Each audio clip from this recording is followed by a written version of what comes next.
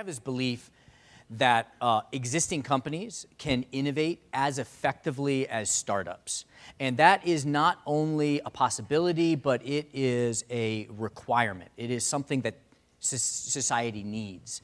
And I think it comes from my family. My father's from Germany. He grew up during World War II, or was a child during World War II, and as he got into college post the war, the system had identified his future as to be a machine operator. And he did not follow what the system laid out for him to do, and the world's a better place for that. My mother's from Bangladesh, and the social system, even though she was the best in her class and she was getting top grades and she was going to a great college, the social system had decided that she shouldn't go to college. Instead, she was going to be married, and they had identified who she was going to marry. And the world is a better place because she didn't follow into the system. So this is what I'm passionate about, is about individuals inside existing companies, breaking through the business model to do something that benefits the world. And there is a lot of agreement that this is impossible. Really smart people, Clayton Christensen said, the very decision-making and resource allocation processes that are key to the success of established companies are the very processes that reject disruptive technologies. The idea that because your business already has clients and revenue and history, you cannot innovate. Or Steve Blank said, corporations are very good at maintaining, defending, and refining existing business models. And they're pretty good at extending existing models by identifying adjacencies, but corporations are weak and have become weaker in identifying new disruption opportunities. So I look to see how true is this? Is this idea we have that it is the entrepreneur that's going to disrupt the future, is that true? And we all know this entrepreneur, right? They quit Harvard, they put on a hoodie, they moved to the West Coast, then they started some dot-com company, right, new technology, and they took down the world. And we love this story. It's the David versus Goliath story. It goes like this. Some individual has a great idea. They go into a garage with a couple other people. You have a hacker, a hustler, and a hipster. And they design something, then they launch a company, and then they take you down, you being the incumbent existing company. So I wanted to see how true is this? So I looked at the 30 most transformative innovations over the last 30 years as judged by a panel of Wharton professors based on 2,000 submissions. These are things like DNA sequencing, right? Like MRIs, like the internet, email. And I wanted to see, is it really the entrepreneur that drove these innovations that we've all benefited from? Out of the 30, how many were introduced by entrepreneurs versus employees? 22 of them were introduced by employees, only 8 by entrepreneurs. And then the next part of the story is the entrepreneurs go into the garage and they build the thing, right? Is that true? Well, actually, only 4 out of those innovations were built in a small informal group. Most are built by communities and large formal groups. You telling your employees, go get 5 people, we'll give you $5,000, we'll give you 5 weeks, and go try to build it. 5, 5, 5. Who scales them? Entrepreneurs only scale 2 of them. It has always been that large companies, that existing companies, when I say large, I just mean existing incumbent companies with employees, they're the ones that have driven the innovations that have most mattered. And Dirk did show some figures that say large companies are having a difficulty surviving, but it's not a question of large versus small. There are fewer entrepreneurs today. The entrepreneurial rate, number of startups per 100,000 people, used to be 250 per 100,000. It's now less than 150 over the last 10 years. Entrepreneurial rates are declining. The number of employees that are working for small companies versus large startups versus existing companies are actually growing. So it's not a question of big versus small. What's really happening is acceleration, which I know that you've talked about before, is that as things become digital, they start accelerating, and both large companies and small companies are having difficulty keeping up. But it's possible. Heather Davis is one of our clients. She works at TIAA, and it used to be called TIAA-CREF, and she had an idea that they could change their business model. What they do is they manage retirement funds for teachers. They're over 100 years old, and they've got their approach. And she pushed for this idea that they could create a new business model, which is becoming an asset manager, competing with KKR, for example. And she did the work, did the strategy, and what she did is, I'm going to show you how to do it, is she designed the business model so that it is disruptive to the market, but not disruptive to the company. 3 years ago, they launched the business. They're now one of the 10 largest asset management companies in the world. This is not something a large company is supposed to do. It's supposed to be the startup. Jean Fuel, she is an editor at Macmillan, and she was worried about self-published authors. People who would write a book were declined for a book publishing contract, and then they would self-publish on Amazon. They were successful, and then Macmillan would go to them and say, we'd like to publish your next book. And of course, then the author would say, well, I don't need you anymore, right? I have 1 million Facebook fans. And this was happening with increasing frequency, and we were seeing these startups pop up around self-publishing. And what should have happened is they should have been the dinosaur that died and was disrupted. But she said, no, we can create a business model. We don't have to disrupt our current business model to create a competitive business model. And she came up with an idea that became Swoon Reads. The way Swoon Reads works is if you are an author, in this case a romance author, you'll submit a manuscript, and then the community starts interacting with you and giving you feedback on your manuscript, and then the community rates you according to heat, tears, laughs, and thrills. Her idea was to make this a Dancing with the Stars kind of competition, and then the top 10 become the top 5, become the top 3, and Macmillan picks the winner. And the winner gets, of course, a publishing contract. Right? So they've taken what was going to be a disruptive threat to their business model, and they didn't reinvent their whole business model, but they introduced an innovation inside the existing company that made them the chosen platform for would-be self-published authors. They turned a disadvantage into an advantage. So that is what the opportunity is to do.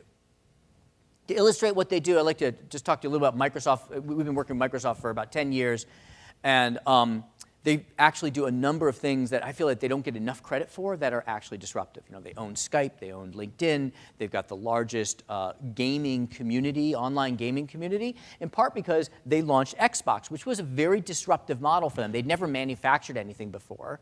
They'd never been in gaming before, and they succeeded. They're arguably the leader now, right? The idea came about when one of their executives was flying a plane, and he had read an article that PlayStation was going to launch Sony was going to launch PlayStation 2, and this was going to be the disruptor, and it was going to kill all the other console companies, and it was going to kill the PC game developers. And so he said, you know, we should have a response to that. And really, you could think of it as there are 4 possible responses. You can disrupt your business, introduce something that's disruptive to your business or not. You could introduce something that is disruptive to the market or not. The easy thing to do is stay here. Just keep doing what you're doing. Keep selling Office. It's not disruptive to the business, but it's also not disruptive to the market. The tempting thing to do is to do this. Well, let's copycat. Let's copy the innovators, what we're worried about, and we are going to do something that is disruptive to our own business, but it's worth it. But by definition, this is not disruptive to the market because there's already someone doing that, right? They could have done that. They could have also, and this is also a tempting thing to do, is just come up with something brand new, the next thing, you know, like virtual reality and community games, right? But the winning move is here, is to do something that is disruptive to the competition, but not disruptive to your business. And that was the insight that gave them the idea to launch something different. And their main idea was this, that in order to compete in this market, you need game developers. There are 2 types of game developers. There are game developers who develop for consoles, and there are lots of small game developers that like developing for PCs, like the people that made Minecraft, for example. Like individuals who design stuff and then put it out, and people with PCs can use it. And he said, that is our community. We're not going to go after the PlayStation and Nintendo community. We're going to serve PC developer community. And that led to Xbox. So what we're going to do is we're going to look for, you're going to take an idea, and we're going to look at how can you design a business model around that idea that's up here, that's a winning move. You're not copying. You're not disrupting yourself. It is disruptive to the market, but not disruptive to you. Does that make sense? Awesome. So the model that we use, we call the 8 Ps. All we did was we took these 4 Ps, product, price, place, and promotion. How many people have heard those 4 Ps spoken together? It's a fairly broadly adopted marketing framework. And all we do is we add to it positioning, processes, physical experience, and people. I'm going to go through each of these. I've got 1 or 2 slides for each of them. And what I would like you to think about is if you have a disruptive idea, I'm sure that after yesterday, you have some idea that you could introduce into your business that could significantly improve the results of your business or open up new markets or open up new value. And you're thinking maybe of just the product. I want you to look at all of the pieces around the product that compose the business model, and if you make smart decisions there, looking for winning moves rather than copycat moves, you're going to be able to design a unique business model that disrupts the market and doesn't disrupt you. Okay? So we're going to go through each of these. So positioning is really about who your core customer is and what your brand means to them. A great positioning is not one that is the fastest, cheapest, best. If you have fastest, cheapest, best, everybody wants that, and your competition is going to copy you. What you want is you want the slowest, most expensive, worst, right? Because then no one wants to own that positioning. The trick to doing that is to take those negative things and reframe them as positive and find core customers that value that. IKEA is an example of this. If we look at IKEA and we talk to their competitors would say, don't go to IKEA. They provide an inconvenient experience. We provide a convenient experience. So over here we have convenience. You come to us, we'll have a salesperson. They don't have a salesperson. We'll help you pick out your furniture. They don't. We'll deliver it to your house. We'll unpack it. We'll assemble it. We'll even take away the garbage. If you go to IKEA, you're going to have to do all of that yourself. And then in the other dimension, they say, don't come to IKEA. They sell cheap furniture. It's going to break down after 3 or 4 years. You come to our place, you're going to get durable furniture, right? Now, IKEA could say, no, wait, we are also durable. We're also convenient. But that would be to do the copycat. You don't want to do the copycat. They said, no, we are inconvenient, and we do sell cheap furniture. Actually, the furniture is quite durable, but they don't advertise it as such. But they don't call it that. They say, this isn't inconvenient. This is an empowering way to live. If you're the kind of person that cleans your own house, washes your own dishes, maybe you grow your own vegetables, you want an empowering life, and we provide that to you. And there are enough people who value that they preferred IKEA. And then for the furniture breaking down, they say, this isn't cheap furniture. This is commitment-free furniture. You don't want to be eating dinner with your kids off the same table that you bought when you were just graduating from college, do you? No, you want to feel it's okay to refresh your furniture every 3 or 4 years. And there are enough people who want commitment-free and an empowering way to live that IKEA is the largest furniture manufacturer in the world. So the first thing we want to ask is, looking at the disruptor that you're worried about, whether that's a startup or a competitor, look at their positioning. Who is their core customer, and what brand associations do they have with that core customer? And ask, what core customer should we appeal to that would allow us to have a positioning that others won't want to copy? What is our positioning, not their positioning? That make sense? Now, knowing your core customer, that is the beginning, because that's the top of the pyramid. Now, if you know who your core customer is and what your positioning is, you can price differently. You can have different people policies, different distribution strategies, different sales policies. If you make a strong choice here, it makes everything else easier. Next, you go to pricing. There is the obvious way to price, and there is a more disruptive way to price. Disruptive to you, to the market, not to you. Redbox, for example. Redbox was created. Anyone know who created Redbox? What entrepreneur created Redbox? McDonald's created Redbox. They put some kiosks in I think in the DC area. And they sold some food in one of them, and they sold some DVDs in the other. The DVDs took off, so they built it as a business. They grew it, scaled it, and then they spun it out. One of their key things was, we're going to price differently. Pricing differently is not about being lower priced or higher priced. It's about changing the basis on which you're pricing. And your competitors all assume that there's one way to price. If you're a lawyer, you price per hour. right? If you're a retailer, you price per unit. So they said, we're going to price differently. We're going to price $1 per day.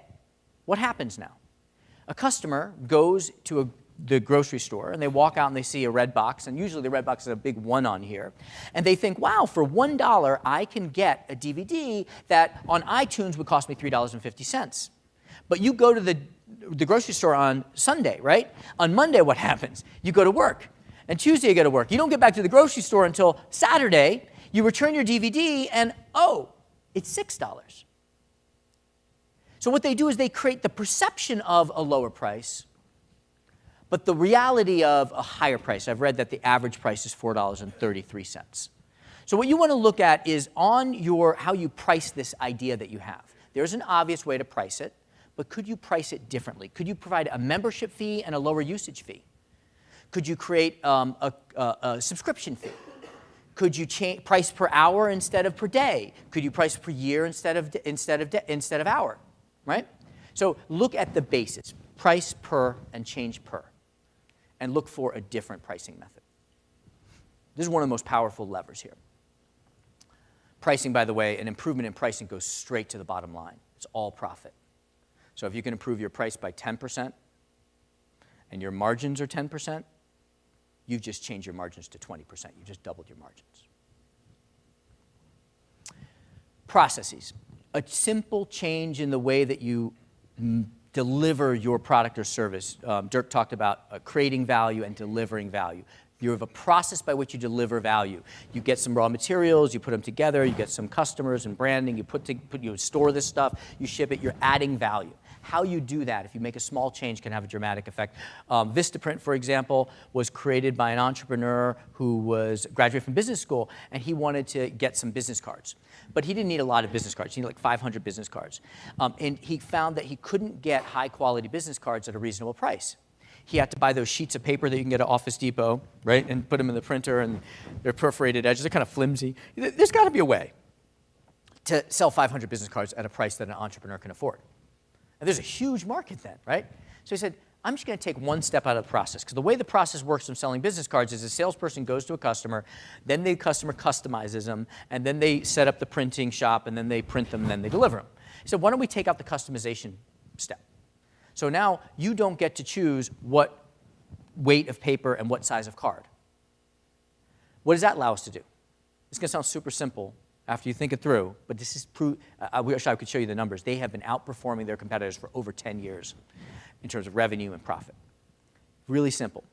He said, by forcing everyone to accept the same paper and card size, we can print one sheet of paper with 30 business cards in it. We can print that 1,000 pages deep. We can cut that into 30 stacks of 1,000 business cards, and now we can deliver 1,000 business cards at the per unit price that right now only huge companies who are buying 30,000 business cards at a time can afford. That all of a sudden makes it possible for us to serve this huge untapped market of micro businesses, and that allowed them to disrupt. And it's not disruptive to their business. So you're looking at your core processes and say, is there some step that I can remove or change the order of? Processes are kind of boring. We don't often look at processes other than to optimize processes. That's what makes it such an interesting opportunity, because people don't notice when you change your process. They haven't looked at changing the process. They've only looked at optimizing the process. Promotion. Dirk showed Blockbuster over here. And Blockbuster was disrupted by Netflix and others. Now, one reason that Netflix won against Blockbuster was that it adopted a different promotion strategy. Netflix used to send physical DVDs to your house, and you would, have 3 at home and then send one back. Did anyone use Netflix in those days? Great. Now, Blockbuster saw that this model was taking off, so Blockbuster said, okay, we're going to copy the model. And we're going to win, because we have more money. We got a bigger inventory of DVDs. We got better relationships. We got a better known brand. We got physical locations. We're going to blow them out of the water. They advertised everywhere on billboards and print and radio. As a result of which, their customer acquisition cost was high. Customer acquisition cost. Take your total new customers that you acquired last year, put that on the denominator, and your total marketing spend, put that on the numerator, and take your total marketing spend divided by total new customers. That is your customer acquisition cost, what it costs you to buy a new customer. And it's a really important number. A small change in that can have an exponential effect on your business. Think of it this way. Let's say you have $2 and I have $2 to market this month. Your $2 gets you 2 customers, because your customer acquisition cost is $1 per customer. So you put in $2, you get 2 customers. It takes me $2 to buy a customer, right? So first month we each put in $2. The next month, how many customers did you get? You got 2, and I got 1. What is your marketing budget the next month? You're twice as profitable, right? So you don't put in $2, you put in $4. I put in $2. What happens the next year, next quarter? 4 new customers. Yeah, you get $8. 4 new customers. I've got 1 customer. You're investing $8. I'm investing $2. You invest $16. I invest $2. You invest $32. I invest $2. Getting that customer acquisition price right, getting it a little bit lower than your competition, can create an exponential advantage to your business. And so Netflix said, we need to do that. We can't afford to compete with Blockbuster everywhere. We're going to take one message, which is 30-day free trial, and we're going to put it just in the right place so that almost everyone who sees that message is going to want to take up the message. Where would you put that message? Internet penetration was pretty low then, so internet wouldn't work. They thought about, here's where they decided to put it. They decided to put that as a coupon in the box of a new DVD player. Think about that. Every single person that sees that coupon has a DVD player. They have a new DVD player, so very likely they're looking for new DVDs. The uptake on that was really high.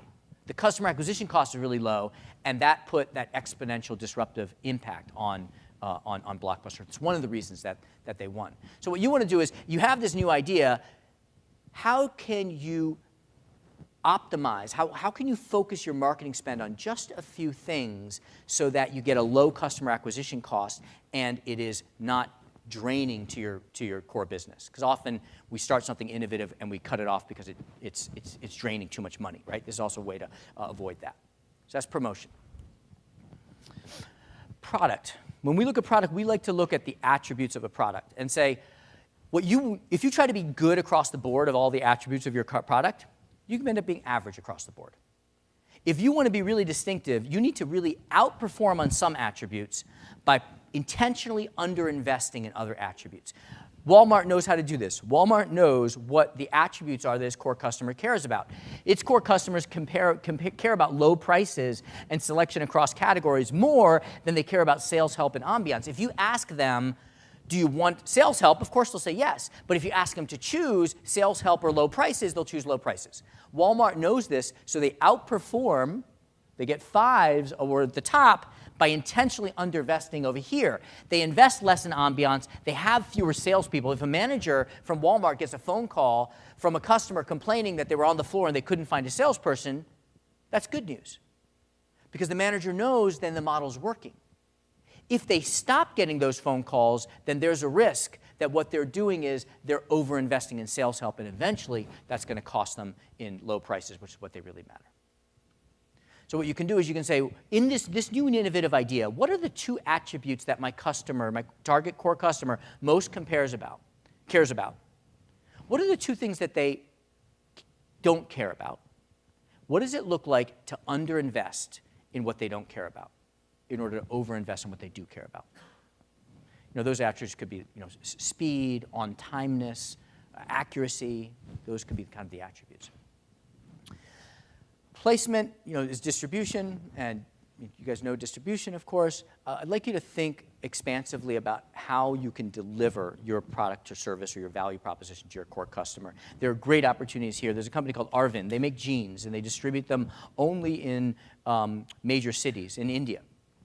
And they thought, well, there's a huge untapped rural market that we can't reach because these jeans cost $60, and there isn't enough market in rural areas of people who are willing to pay $60. So they said, let's change how we place this value. Let's change how we distribute. Instead of manufacturing it and assembling it in our plants, let's just cut the fabric and we won't assemble it. Instead, we'll put it in packages, and then we'll ship it to mom and pop stores, and then the person will pick it up from the mom and pop stores. They'll take it to their local tailor who will assemble it.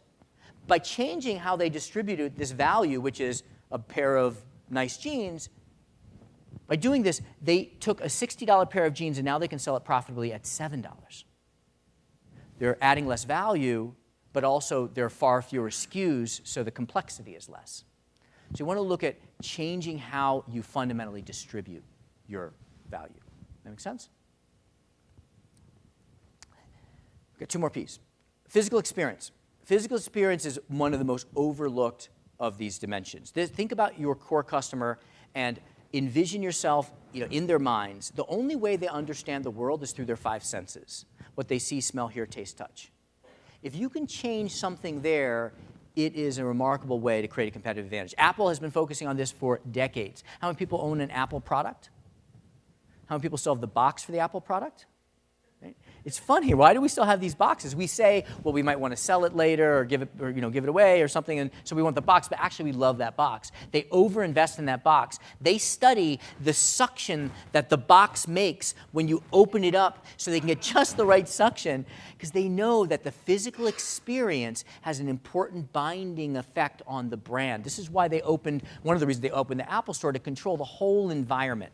So what you want to do is, you have this new idea, what can you do uniquely in the physical experience? Your call centers, your salespeople, the people who visit the locations. How can you change the physical experience to create an advantage? And then finally, we're going to hear more about this shortly, is people. I put this at the bottom because it's the most important P increasingly. Sticking with Apple, Steve Jobs said, innovation comes from people meeting up in the hallways and calling each other at 10:30 at night with a new idea, or because they realize something that shoots holes in how they've been thinking about a problem. Innovation isn't just about R&D and new products. It's about people and behaviors. And what we like to look at is, do you do something differently across these three dimensions? Who you hire. Maybe you're starting a new thing, like go back to Vistaprint. They don't hire printing people. They hire technology marketers. Do you hire differently? Should you be hiring differently than the competition? How you incentivize them. Outback Steakhouse, for example, had a real great run of success by paying its managers less, but then giving them a higher portion of the upside of the store, which made them naturally attracted to managers who were confident that they could improve store performance. Changing your incentive structure, how you organize them, your organizational structure, and your culture. If your culture is do the right thing, teamwork, customers right, that's great.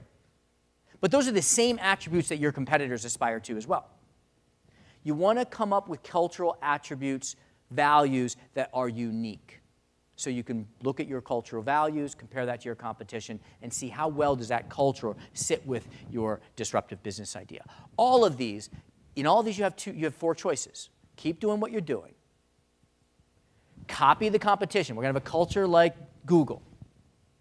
Do something completely different, or find the winning move. The point where you do something here, you make a decision across this P that is ours and not the competition's. So here's what I invite you to do, is take these 8 Ps, pick an opportunity, an innovation that you want to work on, and then look at the business model that you build around that innovation. Assess each P and look for that winning move. Say, how do we do it our way? So it's not disruptive for us, but it's disruptive to the competition. Then you pull it all together, and you got your business model. Very simple.